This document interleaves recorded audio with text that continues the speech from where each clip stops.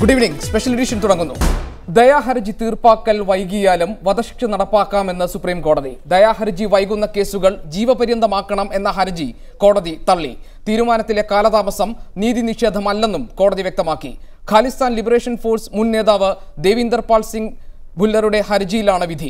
വിധിയെ കോൺഗ്രസും BJPയും സ്വാഗതം ചെയ്തു. ഈ വിഷയം ചർച്ച ചെയ്യുകയാണെന്ന് സ്പെഷ്യൽ എഡിഷൻ. BJPയുടെ ജോർജ് കുര്യൻ ദില്ലി സ്റ്റുഡിയോയിലുണ്ട്. ചരിത്രകാരൻ ഡോക്ടർ M. ഗംഗാധരൻ നമ്മോടൊപ്പം കോഴിക്കോട് സ്റ്റുഡിയോയിലുണ്ട്. ഒപ്പം തന്നെ മാധ്യമപ്രവർത്തകൻ BRP ഭാസ്കരൻ ടെലിഫോൺ ലൈനിലും പ്രതീക്ഷിക്കുന്നു. Doctor M. ഗംഗാധരൻ, ഇന്നുണ്ടായിട്ടുള്ള തീരുമാനം ഇതൊരു രാഷ്ട്രീയ തീരുമാനം എന്നുള്ള ആക്ഷേപമാണ് ബുല്ലറുടെ ഭാര്യ ഉന്നയിച്ചിട്ടുള്ളത്. ഇതിനൊരു രാഷ്ട്രീയ തീരുമാനമായി കാണാൻ കഴിയുമോ? ഇപ്പോഴും ദയാഹർജി അപേക്ഷ നൽകി കാത്തിരിക്കുന്നവരുടെ കാര്യത്തിൽ ഇതൊരു നീതി നിഷേധമായി പരിഗണിക്കേണ്ടതുണ്ടോ? ഈ വധശിക്ഷ എന്ന് പറയുന്നത് ഒരു പ്രാകൃതമായ രീതിയാണ്, ഒരു ശിക്ഷയൊന്നുമല്ലത്. വാസ്തവത്തിൽ പഴയ കാലത്ത് കണ്ണിന് കണ്ണ് എന്നുള്ള രീതിയിലുള്ള ഒരു പഴയ പകരം വീട്ടൽ അല്ലെങ്കിൽ ഒരു കുറ്റം ചെയ്തവനെ ഇല്ലാതാക്കിക്കൊണ്ട് ആ കുറ്റത്തെ ഇല്ലാതാക്കാൻ കഴിയും എന്നുള്ള വിചാരം, ഇതൊക്കെ വളരെ പ്രാകൃതമായ കാര്യങ്ങളാണ്. ഒരു പരിഷ്കൃത സമുദായത്തിന് യോജിച്ചതേ അല്ല. അപ്പോൾ ഒരു ഉദാഹരണം പറയാം ഞാൻ. ഇപ്പോൾ രാജീവ് ഗാന്ധി വധക്കേസിൽപ്പെട്ടവർ അന്ന് തന്നെ വധശിക്ഷയ്ക്ക് വിധേയമാകുമായിരുന്നെങ്കിൽ അവർ ഇന്ന് അറിയുന്ന പോലെ അവർ ചെയ്ത കാര്യത്തിന് യാതൊരു അർത്ഥവും ഉണ്ടായില്ല എന്നും അവരുടെ LTT എന്ന് പറയുന്നത് തന്നെ ഇല്ലാതായിരിക്കുന്നു എന്നും അറിയുമായിരുന്നില്ല. അതറിയുന്നതാണ് ശരിക്കുള്ള ശിക്ഷ. അങ്ങനെ പെട്ടെന്ന് ഒരാളെ വധശിക്ഷയ്ക്ക് വിധേയമാക്കി. ഗാന്ധിജിയുടെ വധശിക്ഷ, ഗാന്ധിജിയുടെ കൊലപാതകിയെ കൊന്നത്, അത് ലോകത്തിൻ്റെ എല്ലാ ഭാഗത്തുള്ള ഗാന്ധിയന്മാരതിനെ പ്രതിഷേധിച്ചിരുന്നു. ചെയ്യരുതെന്നുള്ള എനിക്ക് ഗാന്ധിജി ഒരു വധശിക്ഷയെ ഒട്ടും അംഗീകരിക്കാത്ത ആളായിരുന്നു.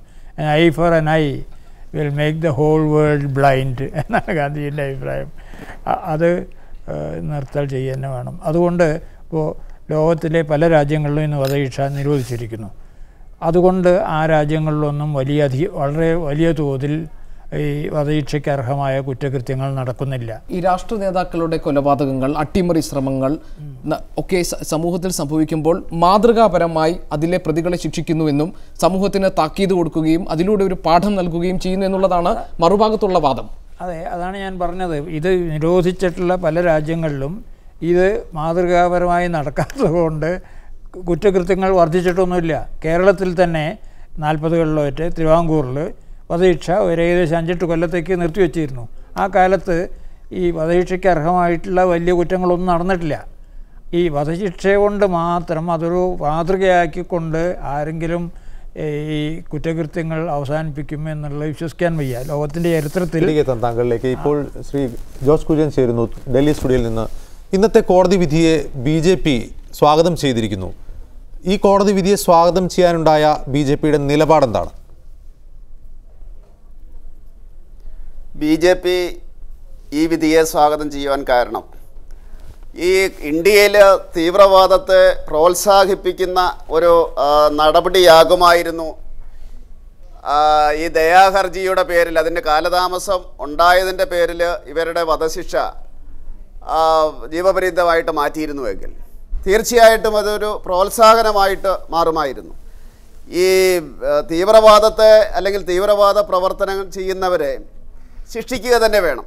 അതെങ്ങനെ ശിക്ഷിക്കണം എന്നുള്ളത് സമൂഹമല്ല, രാഷ്ട്രീയ തലത്തിലല്ല, വ്യക്തികളല്ല തീരുമാനിക്കുന്നത്. അതിന് നിയമമുണ്ട്, കോടതിയുണ്ട്. അതിൻ്റെ അടിസ്ഥാനത്തിൽ ശിക്ഷിക്കുകയാണ് ചെയ്യുന്നത്. അപ്പോൾ പിന്നെ വേറൊരു കാര്യം, ഇന്ത്യയിലൊരു പ്രത്യേകത എന്ന് പറയുന്നത് വധശിക്ഷ വേണ്ടയോ എന്ന് ചർച്ച ചെയ്യുന്നത് ഈ തീവ്രവാദികളെ തൂക്കിലേറ്റുമ്പോഴാണ്.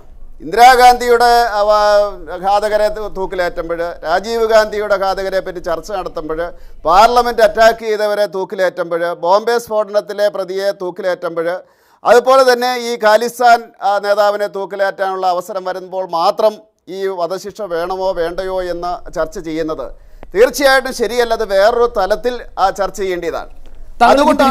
BRP ഭാസ്കർ ടെലിഫോൺ ലൈനുണ്ട്. ശ്രീ BRP ഭാസ്കർ, ദയാഹർജിയിൽ ഉണ്ടാകുന്ന കാലതാമസത്തെ നീതി നിഷേധമായി കാണാൻ കഴിയില്ല എന്നാണ് സുപ്രീം കോടതിയുടെ നിരീക്ഷണം. താങ്കൾ അതിനോട് യോജിക്കുന്നുണ്ടോ? ഇത് കോടതി തന്നെ മുമ്പെടുത്തിട്ടുള്ള നിലപാടിൽ നിന്ന് വ്യത്യസ്തമായ ഒന്നാണ്. 1970കളിലും 80കളിലും നിരവധി കോടതി വിധികളിൽ സുപ്രീം കോടതി തന്നെ പറഞ്ഞതാണ്, കാലതാമസം ഉണ്ടാകുമ്പോൾ അവരനുഭവിച്ചിട്ടുള്ള മാനസിക വ്യഥ, അതും പിന്നെ കുടുംബാംഗങ്ങളും മറ്റും അനുഭവിച്ചിട്ടുള്ള വ്യഥ, ഇതെല്ലാം കണക്കിലെടുക്കണം.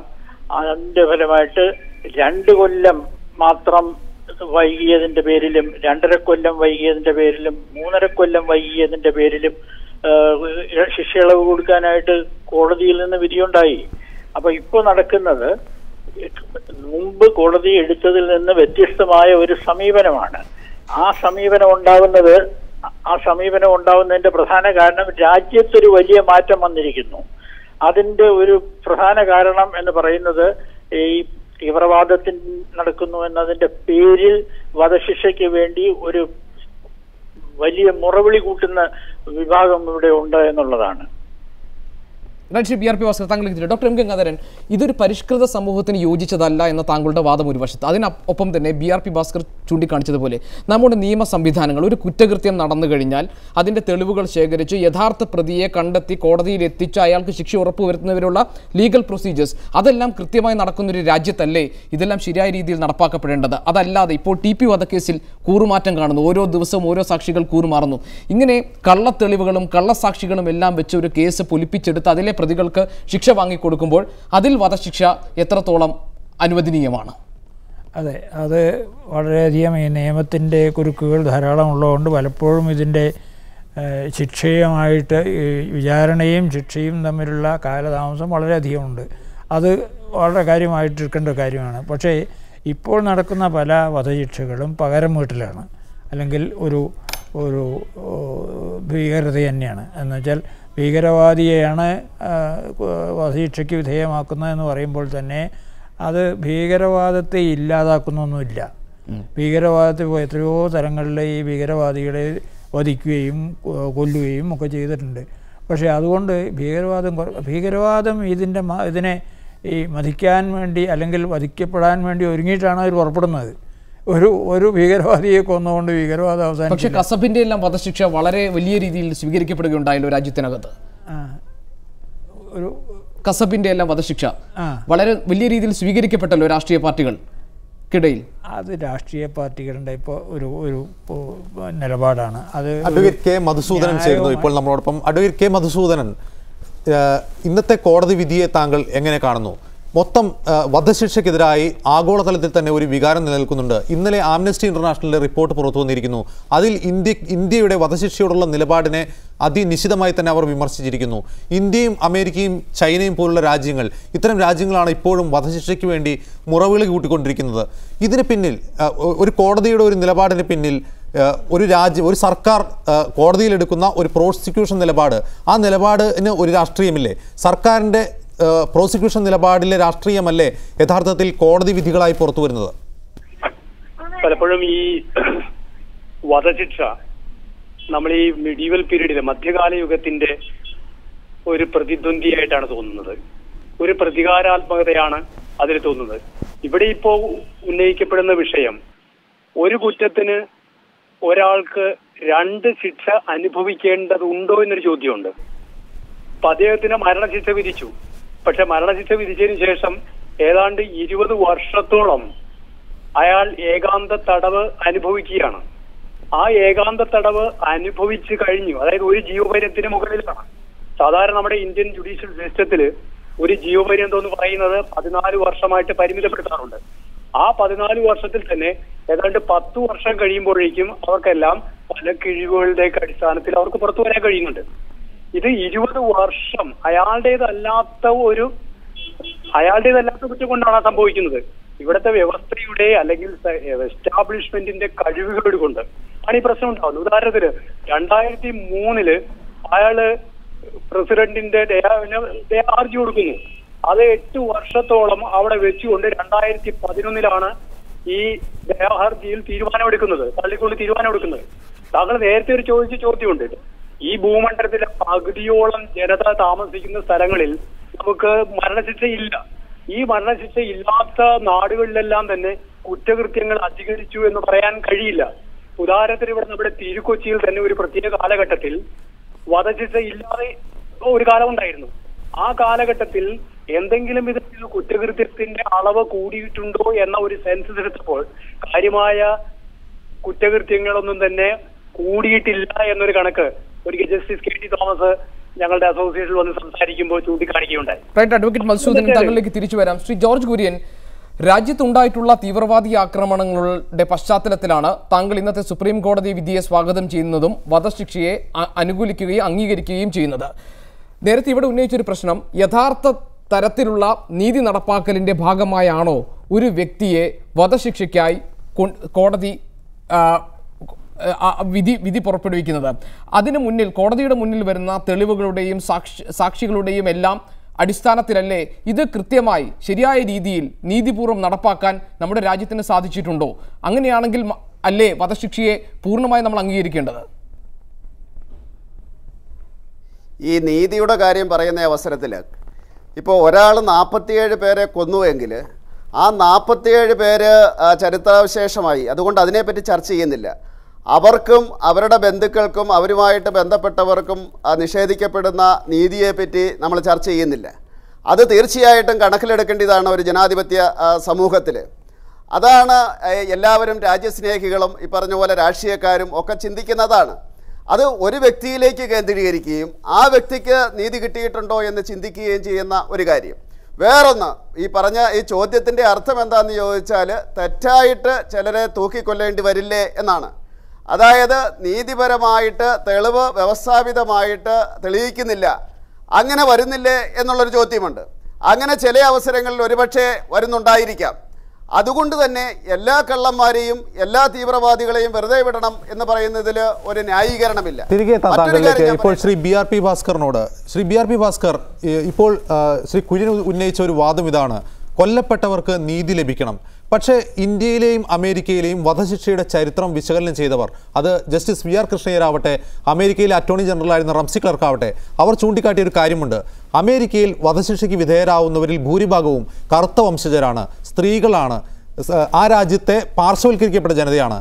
ഇന്ത്യയെ സംബന്ധിച്ച് VR കൃഷ്ണയ്യർ ചൂണ്ടിക്കാണിക്കുന്ന പ്രധാന വാദം ഇതാണ്, ഇന്ത്യയിൽ വധശിക്ഷയ്ക്ക് വിധേയരാവുന്നവരിൽ ഭൂരിഭാഗവും ദലിതുകളാണ്, പിന്നോക്ക ജാതിക്കാരാണ്, ന്യൂനപക്ഷങ്ങളാണ്, സ്ത്രീകളാണ്. ഈ ഒരു പ്രശ്നം ഒരു സിസ്റ്റത്തിൽ, ഒരു വ്യവസ്ഥയിൽ നിലനിൽക്കുമ്പോൾ വധശിക്ഷ എത്ര കാലം ആ രാജ്യത്തിന് കൊണ്ടു നടക്കാൻ സാധിക്കും? ഇത് പല സമൂഹങ്ങളിലും നിലനിൽക്കുന്ന ഒരു പ്രശ്നമാണ്. സമൂഹത്തിന്റെ അടിത്തട്ടിൽ കിടക്കുന്നവരാണ് കൂടുതൽ ശിക്ഷയ്ക്ക് വിധേയരാകുന്നവരും കടുത്ത ശിക്ഷയ്ക്ക് വിധേയരാകുന്നതും. അമേരിക്കയിലും അതാണ് നടക്കുന്നത്, ഇന്ത്യയിൽ നടക്കുന്നു. ഓസ്ട്രേലിയയിലാണെങ്കിൽ അബർജിനികളാണ് ഏറ്റവും അധികം പീഡനം സഹിച്ച് മരിക്കുന്നതും പിന്നെ ടോർച്ചർ കേസസ് ഒക്കെ ഉണ്ടായിട്ടുള്ളത് കൂടുതലും അവരാണ്. അപ്പൊ അതൊരു മറ്റൊരു കാര്യം. പക്ഷെ വേറൊരു കാര്യം ഇവിടെ പറയുന്നത്, ഇതിന്റെ ഈ തെറ്റിദ്ധാരണ പരത്തുന്ന ചില രാഷ്ട്രീയ പ്രസ്ഥാനങ്ങൾ ഇവിടെ ഉണ്ട്. ഇപ്പൊ ജോർജ് കുര്യൻ പറഞ്ഞ എന്താണ്, വെറുതെ വിടണമെന്ന് പറയുന്നു. വധശിക്ഷ പാടില്ല എന്ന് പറയുന്നതിന്റെ അർത്ഥം വെറുതെ വിടണമെന്നല്ല. അത് അദ്ദേഹത്തിന് മനസ്സിലാകാത്തതല്ല. പക്ഷെ അദ്ദേഹം പ്രതിനിധാനം ചെയ്യുന്ന ഒരു രാഷ്ട്രീയ സംവിധാനമുണ്ട്. ആ രാഷ്ട്രീയ സംവിധാനം ഇന്ന് ഈ രാജ്യത്ത് രക്തദാഹത്തിൽ വളർത്തിക്കൊണ്ടിരിക്കുകയാണ്. അതിന്റെ ഫലമായിട്ടാണ് ഈ ഒരുപക്ഷെ കോടതിയുടെയും സമീപനത്തിൽ 70കളിലും 80കളിലും ഒക്കെ ഉണ്ടായതിൽ നിന്ന് വ്യത്യസ്തമായ ഒരു നിലപാട് ഇപ്പോഴുണ്ടാകുന്നത്. ഡോക്ടർ എം ഗംഗാധരൻ, ഈ നീതി നടപ്പാക്കുന്ന കാര്യത്തിൽ ഇപ്പോൾ അജിംസ് സൂചിപ്പിച്ചതുപോലെ വധശിക്ഷ നടപ്പാക്കുന്ന കാര്യത്തിൽ ഒരു വിവേചനം ഉണ്ടാകുന്നുണ്ടോ? വിവേചനം സ്വാഭാവികമായിട്ടുണ്ടാകുന്നുണ്ട്. അത് നീതി നടത്തിപ്പിൻ്റെ കാര്യത്തിൽ മാത്രമല്ല, സാമ്പത്തികമായ കാര്യത്തിൽ, രാഷ്ട്രീയമായ കാര്യത്തിലൊക്കെ പണക്കാർക്ക് സൗകര്യവും സംരക്ഷണവും കിട്ടുകയും പാവങ്ങളായിട്ടുള്ളവർ, അധികം സാമ്പത്തിക ശേഷിയില്ലാത്തവർ പല വിധത്തിലുള്ള വിഷമങ്ങൾക്ക് ഇരയാവുകയും ചെയ്യുന്നു. വേറൊരു കാര്യം കൂടി പറയാം. ഇപ്പോൾ ആംഡ് ഫോഴ്സസ്, നമ്മുടെ പട്ടാളക്കാർ ചില പ്രദേശങ്ങളിൽ ഒരു നിയമം അനുസരിച്ച് തന്നെ അവർ എന്ത് കൊലപാതകം നടത്തിയാലും അതിനെ കോടതിയിൽ ചോദ്യം ചെയ്യാൻ പാടില്ല എന്നുള്ള നിയമമുണ്ട്. അതും മതമല്ലേ? അതിൽ മരിച്ചു പോകുന്നവർക്ക് നീതി കിട്ടണ്ടേ? ഇങ്ങനെയൊക്കെയുള്ള ഒരു നിയമങ്ങൾ നിലനിൽക്കുന്ന രാജ്യത്ത് ഈ വെറും രാഷ്ട്രീയമായ പകപോക്കൽ മാത്രമാവും പലപ്പോഴും ഈ വധശിക്ഷ. അതും അനുഭവിക്കേണ്ടി വരുന്നത് ഈ പാവപ്പെട്ട വിഭാഗങ്ങളാണ്. ഇന്ത്യയിലെ ഭരണകൂടത്തിൻ്റെ ഹിംസയാണ് ഇപ്പോൾ അങ്ങ് സൂചിപ്പിച്ച ചില സംസ്ഥാനങ്ങളിലെ സായുധ സേനയുടെ ഇടപെടൽ, മറ്റൊന്ന് വധശിക്ഷ എന്നിവ. പക്ഷേ ചില പ്രത്യേക പ്രദേശങ്ങളിൽ നമ്മൾ ഇൻവെർട്ടഡ് കോമയിൽ പറയുമ്പോൾ അത് നമ്മൾ ശ്രദ്ധിക്കേണ്ട ചില കാര്യം, അത് ജമ്മു കാശ്മീരാണ്, അത് കിഴക്കൻ സംസ്ഥാനങ്ങളാണ്. വധശിക്ഷയ്ക്ക് വിധേയരാകുന്നവരെ പറ്റി VR കൃഷ്ണയ്യരുടെ പ്രശസ്തമായ പുസ്തകങ്ങളിൽ പറയുന്നത്, വധശിക്ഷയ്ക്കെതിരെ അദ്ദേഹം എഴുതിയ ലേഖനങ്ങളിലും പുസ്തകങ്ങളിലും പറയുന്നത്, ഇന്ത്യയിൽ പണക്കാരനും പാവപ്പെട്ടവനും എന്നതല്ല, ജാതിയാണ് പ്രശ്നം, അത് കോടതിയെ പോലും സ്വാധീനിക്കുന്നു എന്നാണ് പറയുന്നത്. ജാതി സാമ്പത്തികമായിട്ട് പിന്നോക്കം നിൽക്കുന്ന ജാതിയാണ്. അതുകൊണ്ടാണ് ഈ ദളിതരും ഈ ന്യൂനപക്ഷങ്ങളുമൊക്കെയാണ് അധികം വരുന്നത്. അവർക്ക് സ്വാധീനമില്ല, അവർക്ക് രാഷ്ട്രീയമായിട്ടുള്ള ശക്തിയില്ല. അതുകൊണ്ടൊക്കെ അവരെ തൂക്കിക്കൊല്ലാൻ കഴിയുന്നു. അല്ലെങ്കിൽ പാവപ്പെട്ടവരല്ലാത്തവർ പല വിധത്തിലും പലതരത്തിലുള്ള അന്യായങ്ങളും അഴിമതികളും ഒക്കെ നടത്തുന്നവർ കുറച്ചു കാലം കൊണ്ട് രക്ഷപ്പെടുകയും ചെയ്യുന്നു. ഇത് ഇവിടുത്തെ ഒരു സാധാരണ കാര്യമാണ്. ശ്രീ കുര്യൻ, ഒരു ജനാധിപത്യ സംവിധാനത്തെ തകർക്കാനായിരിക്കാം ചിലപ്പോൾ തീവ്രവാദികൾ ശ്രമിക്കുന്നത്. പക്ഷേ അതിനെ സംരക്ഷിക്കേണ്ടത് ചില ആളുകളെ കൊന്നുകൊണ്ടാണോ? ഇന്ന് നമ്മൾ നിലനിൽക്കുന്ന നിയമത്തിൻ്റെ അടിസ്ഥാനത്തിൽ അതേ സാധിക്കുകയുള്ളൂ. ഞാൻ പറഞ്ഞല്ലോ, വധശിക്ഷ നടപ്പിലാക്കണമോ വേണ്ടയോ എന്നുള്ളത് ചർച്ച ചെയ്യേണ്ടത് വേറൊരു തലത്തിലാണ്. ഈ തീവ്രവാദികളെ തൂക്കിലേറ്റുന്ന സമയത്ത് മാത്രമല്ല ചർച്ച ചെയ്യേണ്ടത്. ഞാൻ അംഗീകരിക്കുന്നു, ഏതൊരു കുറ്റവാളിയുടെയും ആ കുറ്റകരമായിട്ടുള്ള മനസ്സിന്, ആ സമൂഹത്തിന് ഒരു പങ്കുണ്ട്. അദ്ദേഹം ജീവിക്കുന്ന സമൂഹത്തിനൊരു പങ്കുണ്ട്. അതുകൊണ്ടാണ് ഈ വധശിക്ഷ പാടില്ല എന്ന് പറയുന്നത്. അയാളെ തിരുത്തുവാനുള്ള ബാധ്യത ആ സമൂഹത്തിനാണ് പറഞ്ഞിട്ടുള്ളത്. കുറ്റവാളിയുടെ കുറ്റകൃത്യത്തെ പറ്റി മാത്രം പരിഗണിച്ചാൽ പോരാ, കുറ്റവാളിയുടെ സാഹചര്യത്തെ കൂടി പരിഗണിക്കേണ്ടതുണ്ടെന്ന്. അതാണല്ലോ ഞാൻ പറഞ്ഞത്. ഈ വധശിക്ഷ വേണ്ട എന്ന് വെക്കണമെങ്കിൽ ഈ തീവ്രവാദികളെ കൊല്ലുന്ന അവസരത്തിൽ മാത്രം ചർച്ച നടത്തിയാൽ പോരാ. അത് നിരന്തരമായിട്ട് അനുസ്യൂതമായിട്ട് ചർച്ച നടത്തുകയും അതിന് ജനങ്ങൾ അനുകൂലമായിട്ടുള്ളൊരു മാനസികാവസ്ഥ വരികയും ചെയ്യുകയാണെങ്കിൽ അത് നിർത്തുന്നതിന് കുഴപ്പമില്ല. പക്ഷെ നിലവിലുള്ള ഒരു നിയമ സംവിധാനം പക്ഷേ ശ്രീ കുര്യൻ, ഇവിടെ ശ്രദ്ധിക്കേണ്ട ഒരു കാര്യം, ഇന്നത്തെ ഈ വിധിയെ കോൺഗ്രസും BJPയും സ്വാഗതം ചെയ്തതോടെ ഗുരുദ്വാര പ്രബന്ധക് കമ്മിറ്റി പോലുള്ള സിഖ് സംഘടനകൾ അതിശക്തമായ നിലപാടുമായി രംഗത്ത് വന്നിരിക്കുന്നു. നമുക്കറിയാം, കഴിഞ്ഞ 2 പതിറ്റാണ്ടായി സിഖ് തീവ്രവാദം ഇന്ത്യയിൽ ഇല്ലാതായി കഴിഞ്ഞു. വീണ്ടും ഇത്തരം തീവ്രവാദത്തെ വളർത്താനല്ലേ സഹായിക്കുക? ജമ്മു കാശ്മീരിൽ അഫ്സൽ ഗുരുവിൻ്റെ വധശിക്ഷയെ പിന്താങ്ങുന്നതിലൂടെ, അല്ലെങ്കിൽ ഈ സിഖ് സമൂഹത്തിൽപ്പെട്ട ചിലരുടെ വധശിക്ഷയെ ഈ രാഷ്ട്രീയ പാർട്ടികൾ പിന്താങ്ങുന്നതിലൂടെ? അതങ്ങനെയല്ല, അത് ആ രീതിയിൽ കാണാൻ പാടില്ല. ചില മതവിഭാഗത്തിൽപ്പെട്ട ആൾക്കാരെ അറസ്റ്റ് ചെയ്യുമ്പോൾ ആ മതവിഭാഗത്തിൻ്റെ ആൾക്കാർ രംഗത്ത് വരാറുണ്ട്. അത് സിഖുകാർ മാത്രമല്ല, എല്ലാ മതങ്ങളും ഉണ്ട്. കേരളത്തിൽ ശ്രദ്ധിച്ചോ, കേരളത്തിലൊരു പ്രമാദമായിട്ടുള്ള ഒരു വധക്കേസിൽ ഏതാനും പുരോഹിതരെയൊക്കെ അറസ്റ്റ് ചെയ്ത അവസരത്തിൽ ആ വിഭാഗം രംഗത്ത് വന്നു. അതിൻ്റെ മുമ്പിൽ നമ്മൾ മുട്ടുമടക്കണമെന്നാണ് പറയുന്നത്. ആ മതപരമായിട്ടുള്ള സങ്കുചിതമായിട്ടുള്ള ചിന്തയുടെ മുന്നിൽ നമ്മൾ മുട്ടുമടക്കാൻ പാടില്ല. നിയമം നമ്മൾ നിർമ്മിച്ചു, നമ്മുടെ ജനങ്ങളാണ് നിർമ്മിച്ചത്, നിയമസഭയാണ് നിർമ്മിച്ചത്, പാർലമെൻറ്റാണ് നിർമ്മിച്ചത്. അത് മാറണമെങ്കിൽ ജനങ്ങൾ തീരുമാനിക്കണം. അതിനുവേണ്ടിയുള്ള ചർച്ചയാണ് വേണ്ടത്. അല്ലാതെ അത് നിലനിർത്തിക്കൊണ്ട് ഇതെല്ലാം പ്രാകൃതമാണ്, ഇത് കണ്ണിന് ഈ വാദത്തിൽ കഴമ്പുണ്ടോ? താങ്കൾ യോജിക്കും? ജനങ്ങളെല്ലാം രക്തദാഹികളാണ് എന്നുള്ള തരത്തിലാണ് ഇദ്ദേഹം വാദിക്കുന്നത്. അതിന് ഒരു ന്യായമില്ല. ജനങ്ങൾ ഈ വിധത്തിൽ ഒരു കുറ്റം ചെയ്തതിന് വധശിക്ഷ കൊടുക്കണം എന്നുള്ളൊരു തീരുമാനം എവിടെയും എടുത്തിട്ടൊന്നുമില്ല. ജനങ്ങൾ അങ്ങനെ ഒരു രക്തദാഹികളാണെന്നുള്ളതിനൊരു തെളിവുമില്ല. അത് ജനങ്ങൾ ഇപ്പോൾ പല രാജ്യങ്ങളിലും ജനങ്ങൾ തന്നെയാണ് തീരുമാനിച്ചിട്ടുള്ളത്. വധശിക്ഷ കൊണ്ട് കാര്യമില്ല. വധശിക്ഷയില്ല എന്ന് വെച്ചാൽ മറ്റ് ശിക്ഷയൊന്നുമില്ല എന്നല്ല അർത്ഥം. പലതരത്തിലുള്ള ശിക്ഷകളുണ്ട്. ഈ മറ്റേ ജീവപര്യന്തം തടവുണ്ട്. ആ കാലത്ത് അവർക്ക് അതിനുശേഷം തൻ്റെ ഈ കുറ്റകൃത്യത്തിന് ശേഷം ഉണ്ടായിട്ടുള്ള സംഭവങ്ങൾ മനസ്സിലാക്കാൻ കഴിയും. താൻ ചെയ്തത് പരമവിഡിത്തമായിരുന്നു എന്ന് തോന്നാൻ കഴിയും. ഇങ്ങനെയൊക്കെയുള്ള സംഭവങ്ങൾ ഉണ്ടാവും. ഒരു ശിക്ഷയും ഇല്ലാതെ വിടുകയല്ല.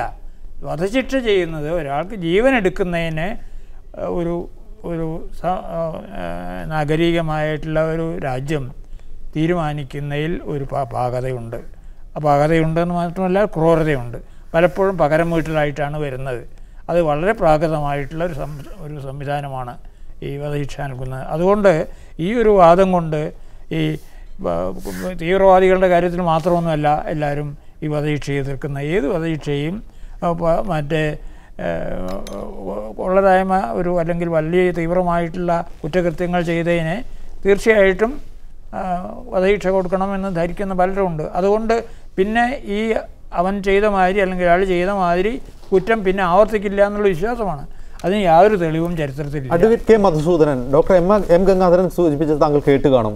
ഇന്ത്യയിൽ വധശിക്ഷ നൽകുന്നത് ചില ക്രൂരകൃത്യങ്ങളുടെ പേരിലാണ്, അപൂർവമായ ചില കേസുകൾക്കാണ്. പക്ഷേ വധശിക്ഷയുടെ ഒരു സ്റ്റാറ്റിസ്റ്റിക്സ് നാം പരിശോധിച്ചാൽ അതിൽ കൂടുതലും നൽകിയിട്ടുള്ളത് രാജ്യദ്രോഹമെന്ന് ഭരണകൂടം ആരോപിക്കുന്ന കുറ്റങ്ങളുടെ പേരിലാണ്. യഥാർത്ഥത്തിൽ രാജ്യദ്രോഹം എന്ന് പറയുന്ന അല്ലെങ്കിൽ ഭരണകൂടത്തിൻ്റെ വ്യാഖ്യാനത്തിൽ വരുന്ന ഈ രാജ്യദ്രോഹം വധശിക്ഷയ്ക്ക് അർഹമാകുന്ന അത്ര ഗുരുതരമായ കുറ്റമാണോ? ഇവിടെ കാണേണ്ടത് തീവ്രവാദികളെ ഒരിക്കലും നമുക്ക് വധശിക്ഷ കൊണ്ട് നേരിടാനാവില്ല. കാരണം സ്വന്തം നെഞ്ചത്ത് ബോംബ് കെട്ടിവെച്ച് തീവ്രവാദത്തിൽ ഏർപ്പെടുന്നവർ മരണത്തെ നേരിൽ കണ്ടുകൊണ്ട് തന്നെയാണ് ചെയ്യുന്നത്. അവർക്ക് മരണം പുല്ലുപോലെയാണെന്നൊക്കെ നമുക്ക് വേണമെങ്കിൽ പറയാം. ഇവിടെ ഒന്ന് നോക്കുക, ഇപ്പൊ സിഖ് കലാപത്തോട് ബന്ധപ്പെട്ട് 1984 അനിതര സാധാരണമായ കൊല നടത്തുന്നതിന് നേതൃത്വം നൽകിയ ജഗദീഷ് ടൈറ്റ്ലർ ഇപ്പോഴും വിചാരണ നേരിടപ്പെട്ട് തൂക്കുകയറിലേക്ക് എത്തപ്പെടുന്നില്ല. അതേസമയത്ത് അഫ്സൽ ഗുരുവിനെ പോലുള്ളവരെ തൂക്കുകയർ കൊടുക്കുമ്പോൾ നമ്മുടെ കോടതി, പരമോന്നത കോടതി തന്നെ പറയുന്നത് നമ്മൾ വികാരത്തിന് വഴിപ്പെടുന്നു എന്നാണ്. ഈ വികാരത്തിന് വഴിപ്പെടുന്നു എന്ന് പറയുമ്പോൾ പണ്ട് ബൈബിളിന്റെ കാലഘട്ടത്തിൽ പിലാത്തോസ് പറഞ്ഞതുപോലെ തന്നെ അവർ ഒരു പറ്റം ആളുകൾ മുറവിളി കൂട്ടുന്നു, അവനെ ക്രൂശിക്കുക എന്ന്. അങ്ങനെ ഈ വികാരത്തിന്റെ ഭാഷയിൽ നമുക്ക് കൊലക്കയർ കൊടുക്കണം എന്ന് പറയുമ്പോൾ അത് ജനാധിപത്യപരമായ ഒരു രീതിയില്ല. നമ്മളുടെ ഈ കൊലക്കയറുകളുടെ കണക്കുകൾ എടുക്കുമ്പോൾ നേരത്തെ മാഷ് ചൂണ്ടിക്കാണിച്ചതുപോലെ തന്നെ പലപ്പോഴും രാഷ്ട്രീയമായിട്ടോ അല്ലെങ്കിൽ സാമ്പത്തികമായിട്ടോ വേണ്ട വിധം കേസ് മുന്നോട്ട് കൊണ്ടുപോകാൻ കഴിയാത്ത സാധാരണ മനുഷ്യർ അല്ലെങ്കിൽ പിന്നോക്ക വിഭാഗങ്ങൾ, ദളിതർ, അവർക്കെല്ലാമാണ് ഏറ്റവും കൂടുതൽ ശിക്ഷ കൊടുക്കുന്നത്. ഒരു കേസിൽ ഒരു കോടതി പറയുണ്ടായി, ഉന്നതരാണ് അന്ന് പ്രതികളുടെ സ്ഥാനത്തേക്ക് വന്നത്.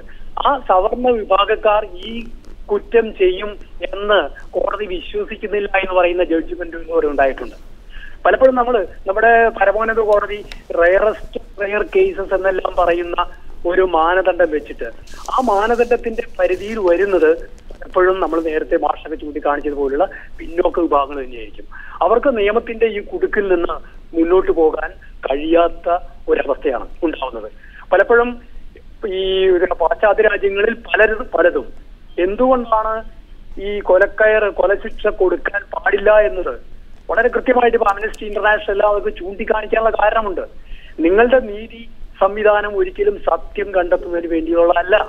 നമ്മുടെ ഒരു നീതി സംവിധാനവും സത്യം കണ്ടെത്തുന്നതിന് ഒരിക്കലും കഴിയാത്ത. ഇപ്പോൾ ശ്രീ BRP ഭാസ്കറിലേക്ക്. ശ്രീ BRP ഭാസ്കർ, അവസാനമായി താങ്കളോട് ചോദിക്കുകയാണ്, ഇപ്പോൾ ഇത്തരത്തിലുള്ള വധശിക്ഷ ആ വിധിയെ സ്വാഗതം ചെയ്യുന്നതിലൂടെ കോൺഗ്രസും BJPയും എന്താണ് ലക്ഷ്യം വയ്ക്കുന്നത്? യഥാർത്ഥത്തിൽ ഇപ്പോൾ കോൺഗ്രസ്സുകാരനായ പ്രസിഡന്റ് പ്രണബ് മുഖർജി പ്രസിഡന്റായി അധികാരമേറ്റതിന് ശേഷം നിരവധി ദയാഹർജികൾ നിഷ്കരുണം തള്ളിയിരിക്കുന്നു. ഇത്തരമൊരു നിലപാടിലേക്ക് കോൺഗ്രസും BJPയും ഇപ്പോൾ വരാനുള്ളൊരു കാരണം എന്തായിരിക്കും? അല്ല, ഇതിനകത്ത് നമ്മൾ വേർതിരിച്ച് കാണുന്ന ചില കാര്യങ്ങളുണ്ട്. പ്രണബ് മുഖർജി ഒരു കോൺഗ്രസ്സുകാരൻ ആണ് പ്രസിഡന്റ്. ഇതിനു മുമ്പത്തെ പ്രസിഡന്റും ഒരു കോൺഗ്രസ്സുകാരിയായിരുന്നു. പക്ഷെ അവര് പ്രസിഡന്റ് എന്നുള്ള നിലയിൽ ദയാഹർജികളൊന്നും നിരസിച്ചില്ല. പക്ഷേ തീരുമാനമെടുക്കാതെ വെച്ചിരുന്നു. അതുകൊണ്ടിട്ട് വളരെയധികം കെട്ടിക്കിടക്കാൻ തുടങ്ങി. 33 എണ്ണമായിട്ടുമാണ് ഈ മാസം ആദ്യം പ്രസിഡന്റിന്റെ മുമ്പിൽ ഉണ്ടായിരുന്നത്. പ്രണബ് മുഖർജി ആണെങ്കിൽ നിരസിച്ചുകൊണ്ടേയിരിക്കുകയാണ് ഇപ്പോൾ. അത് ഈ കുടിശ്ശികയൊക്കെ തീർക്കാനുള്ള ഒരു ശ്രമമാണെന്ന് തോന്നുന്നു.